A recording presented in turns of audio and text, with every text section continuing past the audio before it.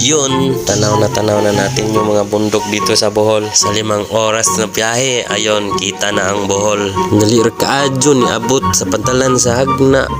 Wara hinungi. Welcome sa Hagna, Bohol. Lugan lang natin yung biyahe. At ito sa wakas, lumating din tayo sa Port of Hagna. Ng ilang minuto na lang, bababa na yung damyo at pwede na rin tayong bumaba. Dito pala sa Port of Hagna, meron silang palisi. Hindi ka pwede magdala ng meat o mga karning baboy.